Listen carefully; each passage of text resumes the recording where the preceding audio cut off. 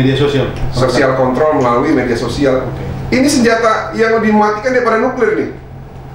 Di satu sisi itu bagus, Iya. oleh Martin, tapi satu sisi juga kan terlalu mudah sekarang orang jadi pengacara. Iya. Pertanyaannya tadi kalau Lai sebutkan DNA sebagai orang yang pintar bicara udah ada, ekosistem kita di orang budaya Batak itu sudah terlatih sejak kecil. DNA untuk nyali udah terbukti, banyak lulusan UKI hebat-hebat begitu, berani. Tapi kan bukan hanya nyali dan pintar ngomong dengan cara ini, kemampuan nalar hukumnya juga kan harus kelihatan. Iya. Bagaimana persaingan di era sekarang? Karena pengacara kan terlalu banyak sekarang. Iya. Banyak memang. Setiap bulan kan ada PKPA tuh. Iya. Nah biasanya dari PKPA itu ya 50% atau 30% atau 40% yang meneruskan untuk ujian profesi advokat. Nanti yang ujian profesi advokat itu mungkin juga sebagian ada yang tidak disumpah, ada yang disumpah. Jadi pada dasarnya setiap tahun itu kalau ada 2 kali pelantikan, maka ada 2 kali penambahan jumlah advokat. Makanya ya, ini saya perlu sampaikan juga, mohon maaf para ketua umum advokat di Indonesia ya, karena terlalu banyak organisasi advokat sampai akhirnya saya mencurigai loh ya. Jangan-jangan ada yang bukan sarjana hukum, hanya modal pergi ke Matraman memalsukan ijazah ya, lalu masuk ke organisasi advokat yang kecil, lalu dia dilantik. Nah ini bagaimana pertanggungjawaban kita gitu loh kalau sampai hal ini terjadi. Ini kan mencederai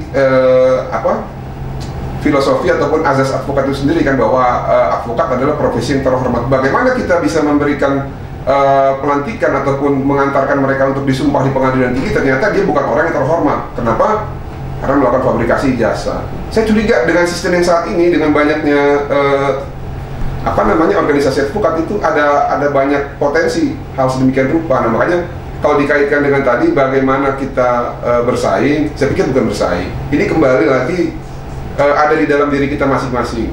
Tadi Lai bilang tidak hanya butuh kata-kata atau cara berargumentasi dan nyali. Setuju.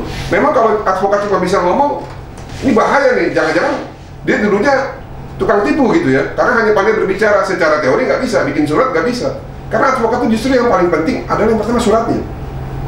Kenapa saya bilang suratnya? Kalau kita menangani satu kasus, contoh misalkan berperkara dengan tergugat gitu ya. Sebelum kita melakukan gugatan, apa sih kita lakukan? Somasi kan?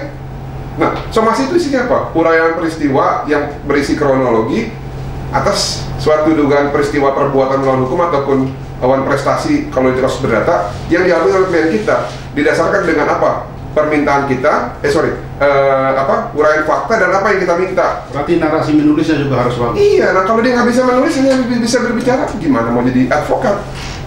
Nah ini yang maksud saya, itu juga penting. Kalau yang kedua, itu yang kedua. Yang pertama adalah karakter ya. Ini advokat punya integritas nggak? Jangan nanti advokat cuman mau duit doang. Jadi ketika sudah dibayar kliennya, kalau dia tidak punya integritas, ini juga berbahaya juga. Bisa jadi nih, contoh nih, kalau dia kasih dokumen asli, dokumennya dihilangin gitu kan. Makanya hati-hati kalau sama advokat ngasih dokumen asli. Karena kalau dia nggak berintegritas, nanti lawannya nyuap, udah hilangin aja. Karena kan kalau kasus perdata kan bukti surat. Hojat Marluga. Nah itu yang pertama. Yang kedua, apakah nanti ketika dia di-hire oleh kliennya sudah dapat uang, ternyata ada tawaran yang lebih tinggi, dia mengkhianati kliennya. Makanya integritas itu hal yang penting. Nah kalau kita, puji Tuhannya ya, ini sama ketua kita Pak Kamarudin, dan juga kalau bukan cuma ketua lah, ketua, sahabat dan guru saya juga. Kita sejalan nih.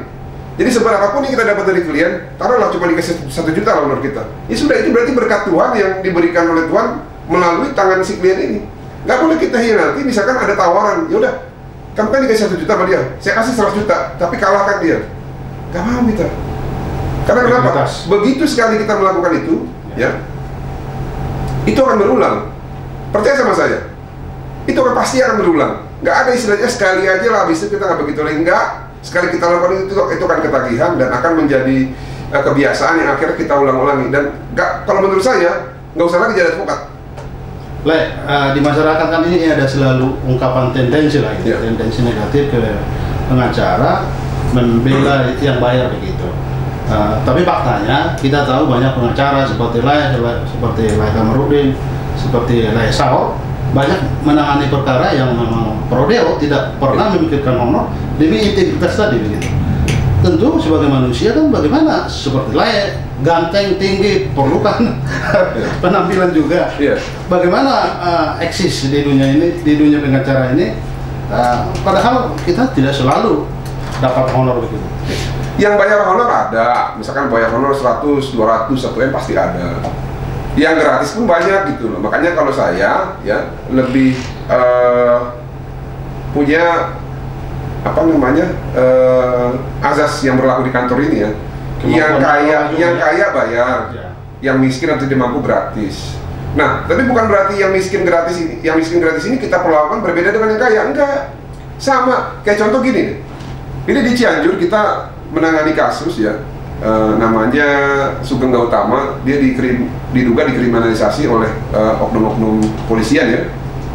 Sampai akhirnya dia menurut dia tidak nabrak, dan itu bisa dibuktikan dengan kesaksian bekas majikannya sebelum diperiksa polisi, dia juga mengatakan demikian. Sampai akhirnya dia bilang menabrak. Ini kita bela dia pro bono lah. Saya setiap pergi ke Cianjur minimal 3 juta habis. Ini untuk operasional ya, bensin, makan segala macam. Dia nggak bayar saya. Tapi apakah itu menurut saya beban? Enggak.